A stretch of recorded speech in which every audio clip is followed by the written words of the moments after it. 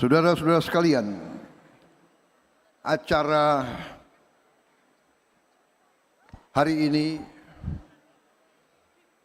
adalah bukti dari jati diri kita bangsa Indonesia sebagai bangsa yang majemuk, bangsa yang multi etnis, multi ras, multi agama, multi budaya. Kita adalah bangsa yang sangat besar. Para pakar ada yang hitung kelompok etnis yang ada di Indonesia itu 1.700 dengan bahasa daerah yang sangat banyak. Kita di bumi Nusantara ini, suku-suku kita menganut agama-agama yang berbeda-beda, tapi kita bisa bersatu, kita bisa hidup sebagai satu bangsa, satu nusa yang memiliki satu bahasa, karena kita punya niat yang sama. Kita ingin meraih kehidupan yang baik bersama. Kita telah ditakdirkan oleh Yang Maha Kuasa untuk hidup di bumi Nusantara ini. Kita tidak bisa menentukan kita lahir di mana, dari rahim ibu yang mana, itu sudah takdir ilahi. Tapi takdir ini yang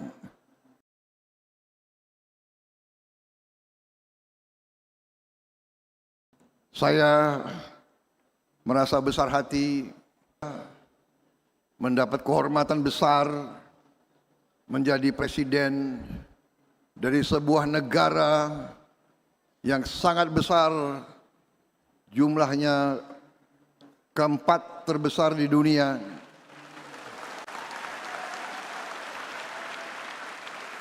Negara sebesar Eropa 27 negara, kita satu negara. Dan juga saya juga bersyukur saya dipilih oleh rakyat Indonesia. Begitu saya dipilih dan saya dilantik, saya mengerti, saya mengetahui, saya mempelajari keadaan bangsa Indonesia, di mana sesungguhnya kita patut bersyukur bangsa kita sungguh memiliki kekayaan yang sangat-sangat besar.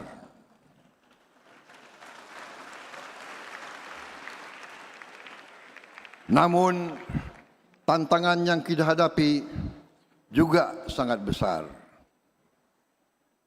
Saya kira sebagai insan hamba Tuhan, kita semua harus mengerti bahwa segala kebaikan yang diberikan oleh Yang Maha Kuasa, segala kekayaan tersebut, kalau kita tidak pandai menjaga kekayaan tersebut, kalau kita tidak pandai mengelola kekayaan tersebut, maka kita tidak boleh menyalahkan siapapun atas nasib yang kita alami.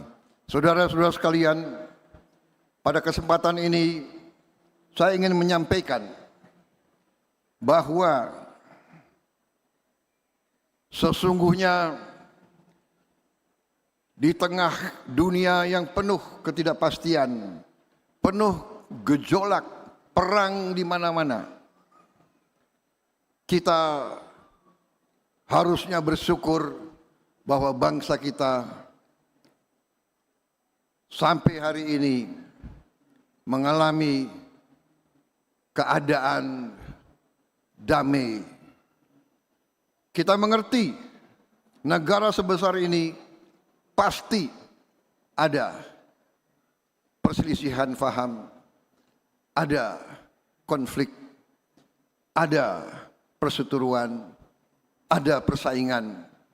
Tetapi secara umum bangsa-bangsa lain mulai melihat bangsa Indonesia bahwa bangsa sebesar ini dapat hidup dengan harmoni, dengan saling menghormati dan saling mencintai.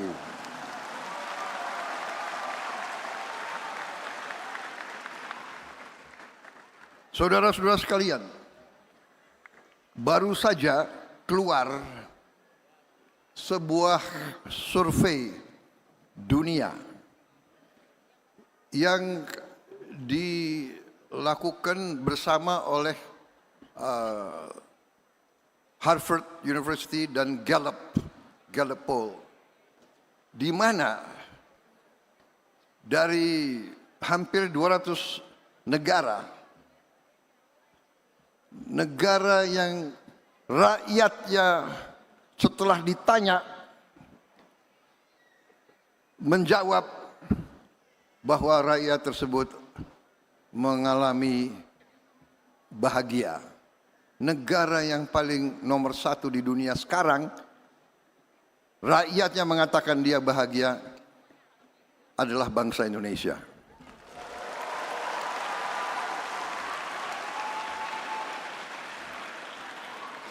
Ini mengharukan bagi saya karena saya faham bahwa sebagian besar rakyat kita sesungguhnya masih mengalami kehidupan yang sangat-sangat sederhana, yang berada dalam keadaan harus kita akui, keadaan yang belum sesungguhnya sejahtera. Tetapi kalau ditanya masih mengatakan bahwa dia bahagia. Ini membingungkan bangsa-bangsa lain. Membingungkan bangsa-bangsa lain. Dan juga mengharukan bagi saya. Karena itu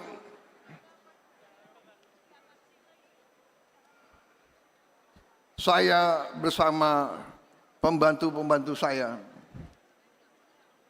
bekerja sangat keras. Sudah 1 tahun kita menerima tugas dari bangsa Indonesia. Saya dibantu oleh pembantu-pembantu saya. Orang-orang yang saya harus akui adalah orang-orang putra-putri terbaik bangsa Indonesia.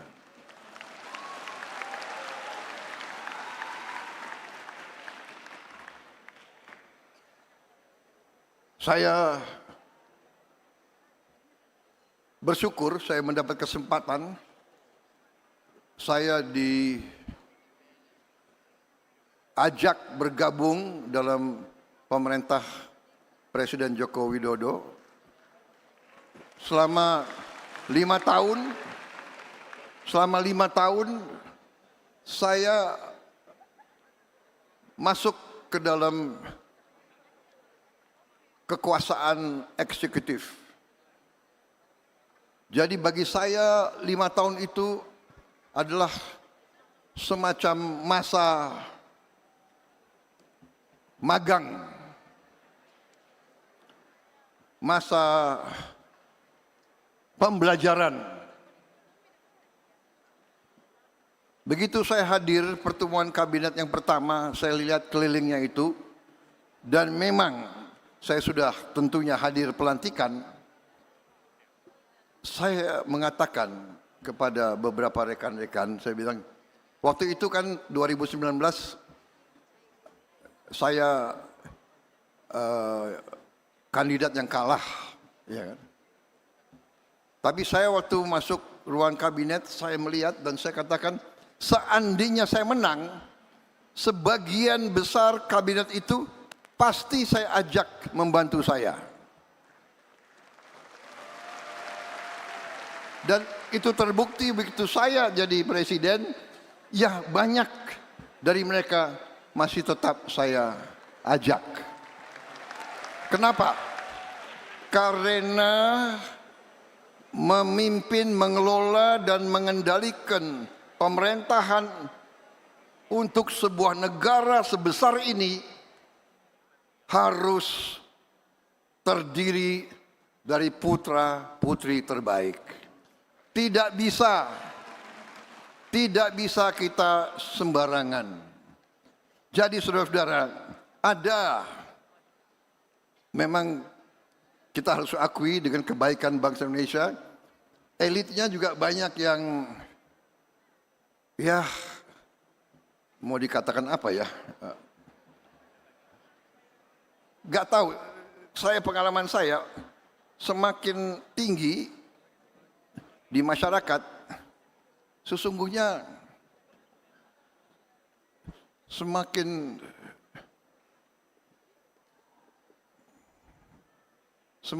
apa ya, semakin kurang ikhlas begitu. Yang di bawah rakyat kita luar biasa. Luar biasa. Rakyat kita di bawah, tapi semakin ke atas. Jadi ada budaya suka nyinyir, suka ngejek. Apa yang dibuat oleh bangsa sendiri nggak bagus. Ini aneh ini, tapi tidak apa-apa. Karena ini banyak pendeta, banyak romo, ya kan. Jadi kita harus selalu sekarang bicara kebaikan. Yeah. Saudara-saudara, keluarga saya sebagian itu Nasrani. Tapi kadang-kadang kalau ajaran Nasrani yang paling pokok ya, Monsinyur kalau tidak salah ya, pendeta, yang paling pokok adalah kalau pipi kiri kita ditempeleng, kita harus kasih pipi kanan. Betul, betul. Betul ya? Betul. Karena waktu kecil saya sekolah Kristen juga saya itu. Jangan-jangan saya ngerti cerita-cerita di Bible lebih dari saudara-saudara itu. Jangan-jangan. Bener kan? Ajaran Nasrani. Kalau ditempeleng pipi kiri harus kasih pipi kanan. Harus memaafkan, kan begitu kan? Forgive those that trespass against us. Benar nggak?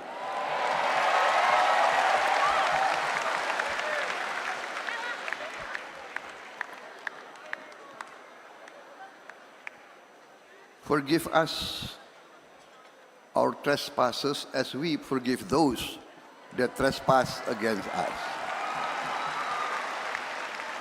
Jadi saya sebenarnya ya bagi saya itu selalu ingin cari kebaikan daripada ketidakbaikan. Saya ingin cari persatuan daripada perpecahan.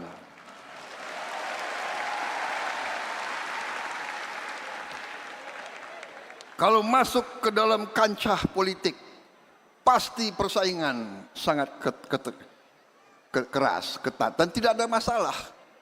Masuk lapangan bola pun persaingan sangat keras. Mana ada orang yang mau kalah. Benar? Iya kan?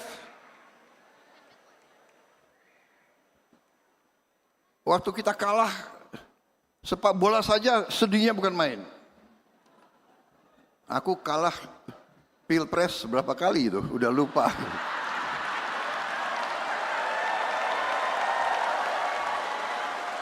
Tapi tidak ada masalah. Tidak boleh kita sakit hati. Tidak boleh dendam. Tidak boleh benci. Dan itu saya berusaha untuk teguh pada pendirian itu.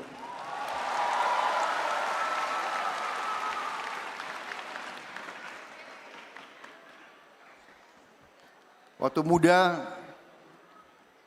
muda di Jakarta sebagai anak muda, kita selalu mau belajar bela diri. Kenapa? Kita tidak mau kalah kalau kita berkelahi. Jadi saya cari guru kemana-mana. Dan semua guru temu yang hebat silatnya itu selalu mengajarkan, Prabowo, kamu harus berani. Tapi jangan dendam dan jangan benci. Dan ini saya kira ajaran semua agama kita. Jadi saya kadang-kadang kalau di keluarga saya, beberapa saudara saya malah suka marah sama saya. Bowo, kamu kenapa selalu, dia dulu begini-giniin kamu. Saya bilang, itu kan dulu. Sekarang keadaannya harus bersatu, harus bekerja sama. Dan saudara-saudara, ini saya mau gunakan kesempatan ini. Mumpung dikasih podium kan kita. Karena ada podium dan saya presiden, saudara terpaksa dengar. Benar kan? Panitia nggak berani ingatkan saya, waktu Pak. Awas. Pokoknya ini podium ya suka presiden berapa lama ya. Masih kuat dengar saya? Mau kuat gak kuat, saudara harus dengar saya. Jadi, saudara-saudara, tidak hanya itu memang ajaran hampir semua agama. Itu ajaran guru-guru yang bijak. Tapi itu juga analisa geopolitik. Analisa geopolitik. Pakar-pakar geopolitik di dunia melihat Indonesia ini luar biasa, sangat kaya. Sekarang masalahnya adalah bagaimana kekayaan ini kita jaga, kita kelola untuk bisa dinikmati oleh seluruh rakyat Indonesia. Ini harus kita akui. Saudara-saudara, jangan kita bangga dengan hanya kata-kata kaya, produksi ini, milik itu. Tidak, kita harus sekarang berjuang agar kekayaan itu benar-benar dinikmati oleh seluruh rakyat Indonesia.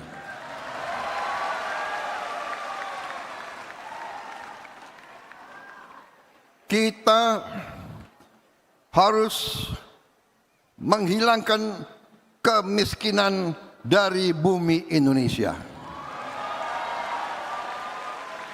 Kita harus menghilangkan kelaparan dari bumi Indonesia. Saudara-saudara, ada yang ini zaman teknologi ya. Jadi sekarang teknologi itu ada sosmed, iya kan?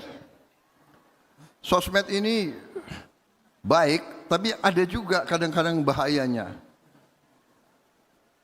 Dengan banyak podcast, banyak pakar itu bicara asal bicara. Jadi saya lihat ada pakar-pakar yang selalu mengerti pikirannya Prabowo Subianto. Jadi kadang-kadang kalau saya mau cek kira-kira apa yang dipikirkan Prabowo Subianto, saya cari podcast. Kira-kira apa ya yang sedang dipikirkan oleh Prabowo? Ngarang gitu ya kan? Prabowo sedang konflik internal dengan ini, nanti dengan itu.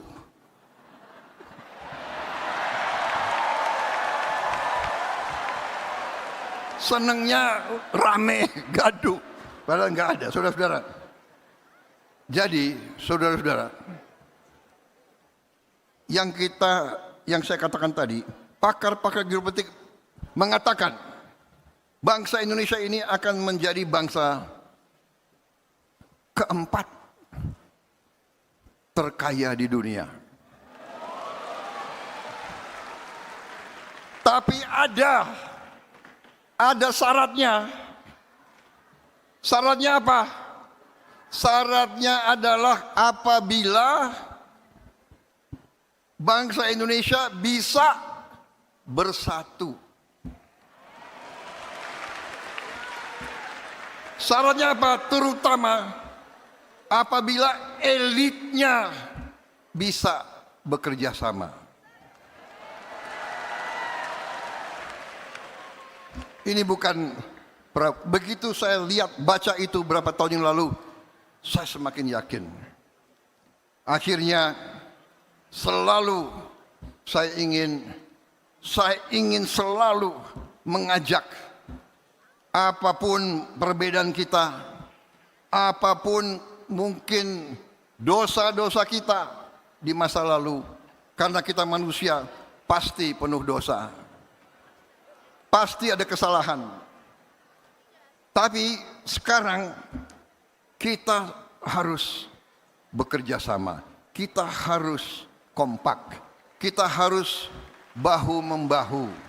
Yang kuat tarik yang lemah. Yang lemah berhimpun kerjasama. Bersaing baik. Tapi begitu pertandingan selesai, bersatu.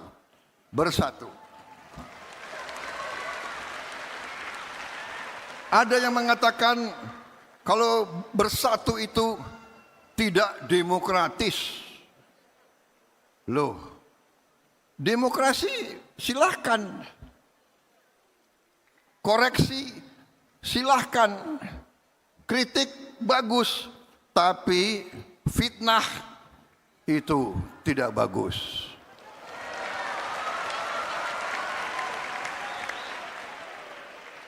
Semua agama tidak mengizinkan fitnah. Saya yakin di agama Kristen demikian juga. Thou shall not lie. Kebohongan itu tidak baik.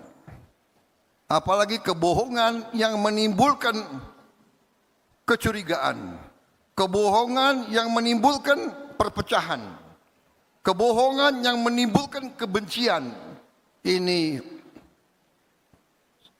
bisa merusak kita semua.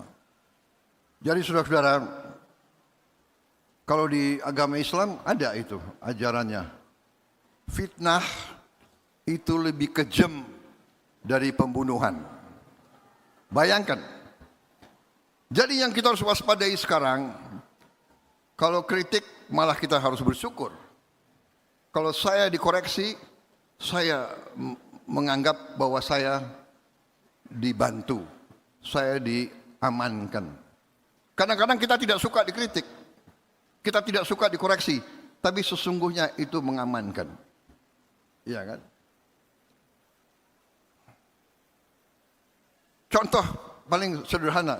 Kadang-kadang kita lupa ada kancing yang tidak terpasang. Kemudian anak buah kita lari, Pak, seragam Bapak, Pak, Bapak kancingnya. Loh, ini anak buah kok berani koreksi. Tapi dia koreksi untuk mengamankan saya. Bayangkan presiden muncul, kancingnya tidak. Iya kan? Jadi kadang-kadang saya dongkol juga sama ajudan saya. Cerewet banget nih. Tapi dia menjaga saya. Dia menjaga saya. Berapa kali saya diselamatkan. Iya kan? Ini cerita waktu saya masih aktif ya. Saya keluar dari ruangan mau ambil apel, nggak tahu saya sibuk atau apa, saya lupa pakai tanda pangkat. Lari anak buah saya, Pak, jangan keluar Pak, tanda pangkat Bapak tidak lengkap. Oh iya. Jadi apa? Dia mengamankan saya. Kritik, koreksi adalah menyelamatkan. Jadi saya terima kasih. Kalau ada yang teriak-teriak, Prabowo ini mau hidupkan lagi militerisme. Wah, baru saya koreksi, apa benar? Oke, baru kita lihat. Panggil ahli hukum, panggil di mana? Ya kan, mana batas kepemimpinan yang terlalu otoriter. Jadi saudara-saudara, itu yang ingin saya sampaikan. Kita memiliki masa depan yang bagus, walaupun ada kelompok nyinyir, ya kan, nggak apa-apa, nggak apa-apa. Kita akan bekerja dengan bukti, bukan dengan janji saja.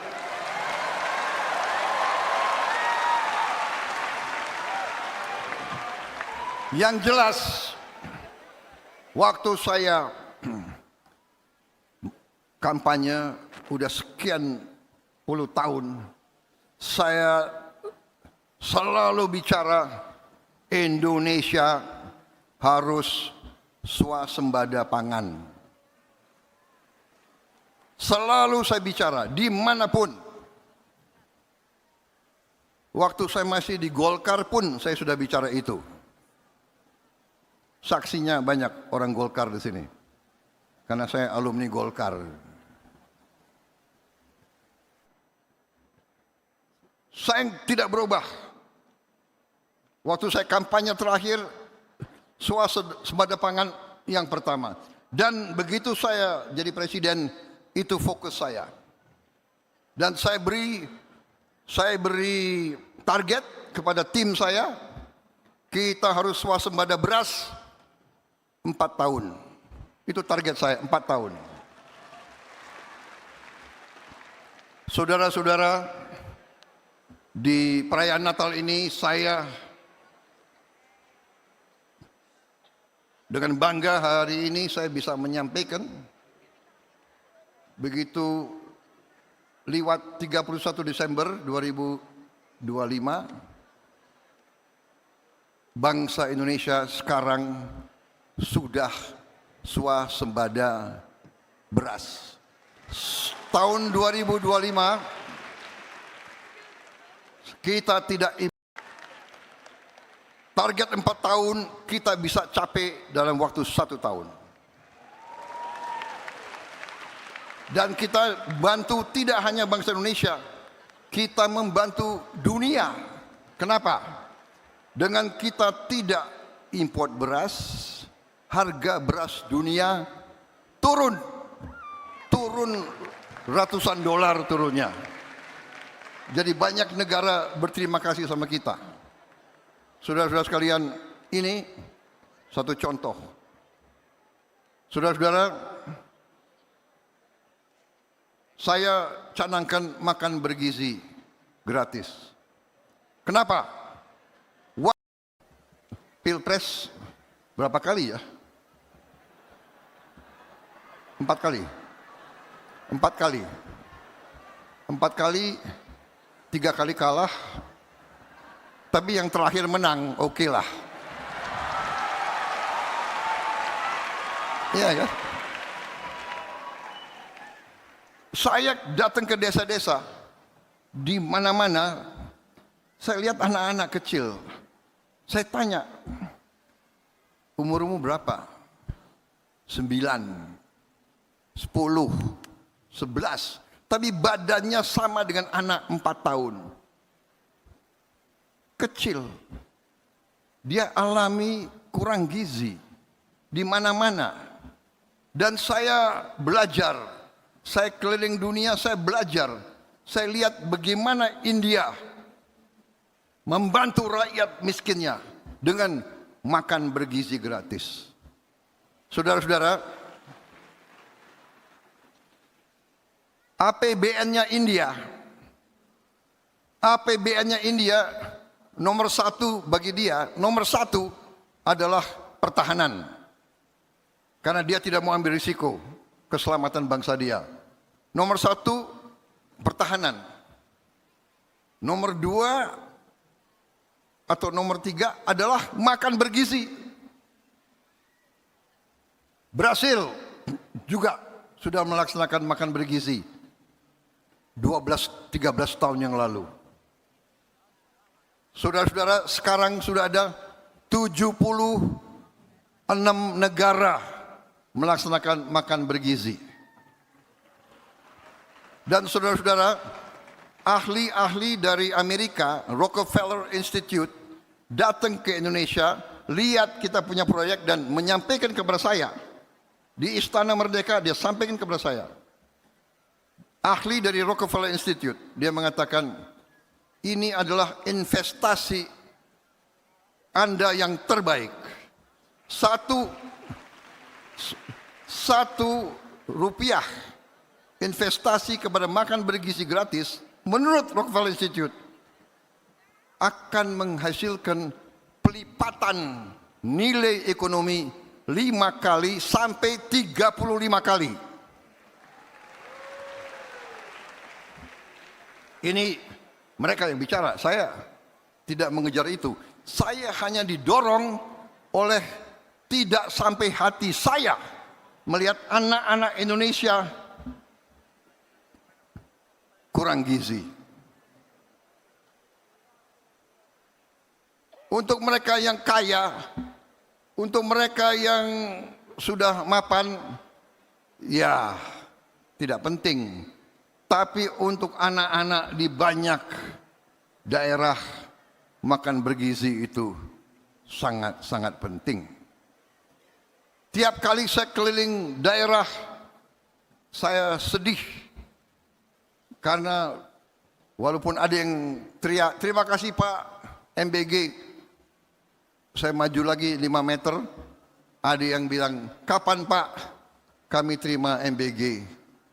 Karena walaupun luar biasa, saya terima kasih kepada BGN, saya diberi laporan hari ini sudah mencapai lebih dari 51 juta penerima manfaat MBG. Benar Pak Dadan ya? Oh, sudah 55. Saya ralat, bukan, saya kira 51 juta, 55 juta. Hari ini sudah 55 juta. 55 juta penerima manfaat Indonesia. Berarti itu sama dengan memberi makan 8 kali Singapura. Tiap hari kita beri makan 55 juta. 55 juta mulut, saudara-saudara. Presiden Brasil menyampaikan ke saya, mereka mencapai 40 juta dalam 11 tahun. Kita 55 juta dalam 1 tahun. Karena kita mulai 6 Januari 2024, hari ini 5 Januari 2025. Saudara-saudara. Dan ada yang nuduh. Ada, Prabowo bikin MBG ini supaya nanti 2029 dia dipilih kembali. Selalu berpikir negatif.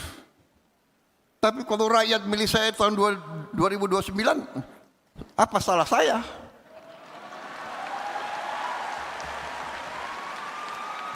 Iya kan? Kalau Tuhan mengizinkan, kalau Tuhan tidak mengizinkan, saya buat apa saja tidak akan terjadi. Benar nggak? 4 kali ikut pemilu, 3 kali kalah. Soalnya waktu itu Pak Luhut nggak dukung saya sih.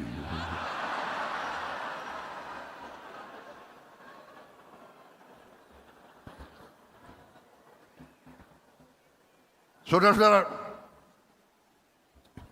gimana, masih mau terus? Kok suaranya kurang antusias ya?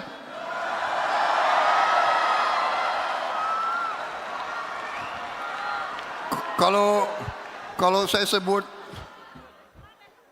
Teddy lebih semangat.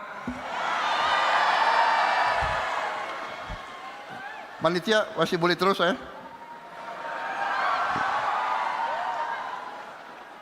Baik saudara-saudara, intinya itu yang ingin saya sampaikan.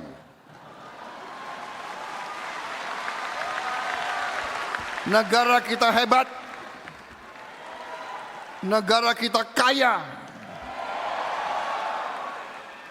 dan negara kita bisa lebih makmur lagi.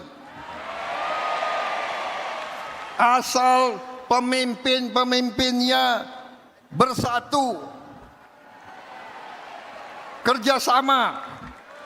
Bersatu tidak berarti semua harus masuk pemerintah, tidak. PDP boleh di luar, boleh, tapi kerjasama. Saya dukung Pramono jadi gubernur DKI, betul.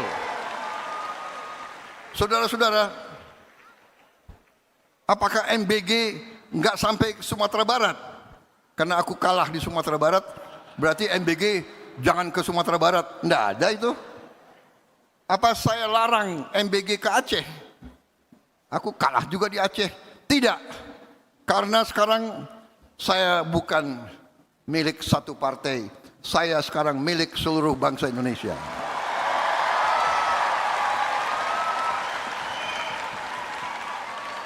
Jadi di kesempatan Natal hari ini, itu yang ingin saya sampaikan. Perayaan ini adalah kehormatan bagi saya.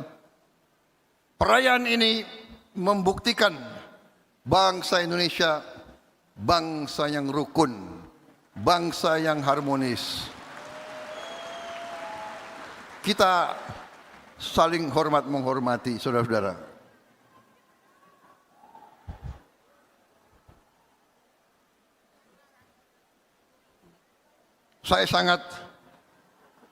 Saya sangat bangga dengan contoh pemimpin-pemimpin kita. Bung Karno presiden, dia membuat masjid terbesar Republik Indonesia, Masjid Istiqlal. Arsiteknya dia tunjuk orang Nasrani.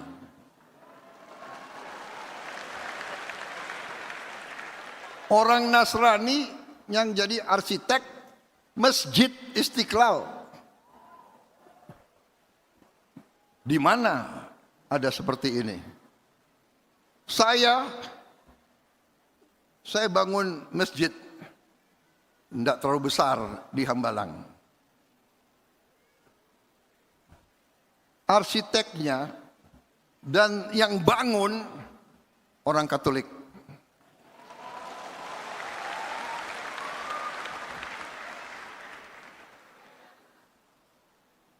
Kehormatan bagi saya.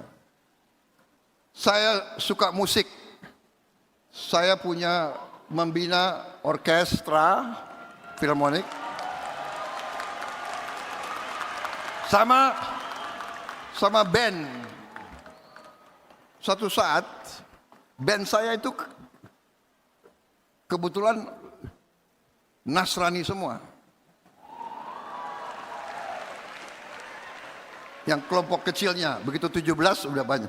Tapi yang 4 inti itu orang Kristen. Satu saat saya kaget. Waktu Lebaran, dia melantunkan sholawat Badar, sholawat Rasulullah, luar biasa. Luar biasa. Orang Kristen memainkan sholawat. Ini apa ya? Membuat hati saya merasa hangat. Saya bangga menjadi anak Indonesia. Karena saya juga prajurit dulu. Sekarang hati saya masih prajurit. Fisik saya sudah nggak bisa lagi naik gunung bawa ransel. Naik gunung pakai heli, bisa. Saudara-saudara, waktu di tentara, anak buah saya ada yang Hindu, ada yang Katolik, ada yang Protestan. Saya masih ingat anak buah saya yang gugur. Masih ingat. Saya masih ingat. Ada yang Katolik, ada yang Protestan, ada yang Hindu. Waktu saya perintahkan dia maju, apakah dia bertanya, "Pak, kenapa saya harus maju?" Dia tidak bertanya. Dia melaksanakan tugas dia. Dan yang mengharukan bagi saya, waktu saya memberitahu orang tuanya begitu kembali dari daerah operasi, saya beritahu, saya masih ingat nama prajurit itu, Stefanus. Saya masih ingat, Sersan Stefanus. Ibunya datang. Dia datang ke kantor saya membawa pakaian, perlengkapan dan sepatu dinas. "Pak, ini kan milik negara, saya mau kembalikan." Bayangkan. Kemudian, "Pak, saya hanya mau tanya satu. Apakah anak saya gugur dalam pertempuran oleh musuh?" "Iya, Bu. Ibu harus yakin putra ibu gugur sebagai kusuma bangsa dalam pertempuran. Kalau begitu, saya rela." Saya masih ingat. Saya punya anak buah satu lagi, orang Flores dari ND. Masih ingat namanya. Cyprianus Gebo dari ND. Saya ke rumahnya di ND. Jadi saudara-saudara, inilah Indonesia, Bhinneka Tunggal Ika. Berbeda satu tujuan. Marilah kita jaga persatuan kita. Marilah semuanya terus menggalang dan memajukan persatuan, kerjasama yang baik, saling mengasihi, saling menjaga, saling menghormati, saling melindungi.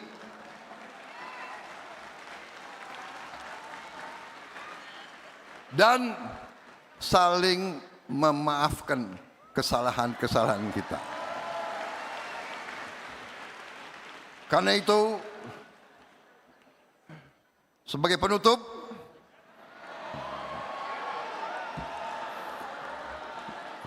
tapi kalau tanya orang Gerindra, penutupnya Prabowo bisa 7 kali. Tapi enggak, ini sekali penutup. Sebagai penutup, karena ini kebiasaan ya dalam perayaan semacam ini, saya pribadi sebagai Prabowo Subianto dan sebagai Presiden Republik Indonesia, kalau ada kata-kata saya yang salah, yang menyinggung perasaan siapapun, saya mohon maaf sebesar-besarnya.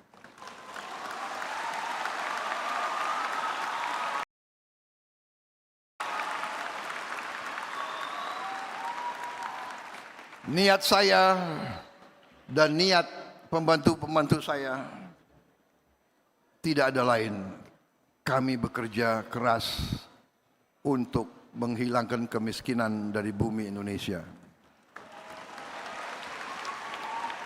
Kami bekerja keras mengurangi penderitaan dan kesulitan rakyat kita, apalagi sekarang di daerah-daerah bencana. Kami bekerja keras untuk meningkatkan kesejahteraan rakyat kita. Percayalah itu niat kami, dan kami sangat optimis. Kami sangat percaya bahwa kami berada di jalan yang benar, di jalan di atas kebenaran, di atas keadilan, dan sesungguhnya hanya untuk kebaikan seluruh rakyat Indonesia. Terima kasih. Wassalamualaikum warahmatullahi wabarakatuh. Salam sejahtera. Shalom. Salve. Om Santi Santi Santi Om. Namo Buddhaya. Rahayu Rahayu. Merdeka. Merdeka. Merdeka! Merdeka. Merdeka! Semoga Tuhan Maha Besar selalu melindungi kita sekalian. Terima kasih. Selesai.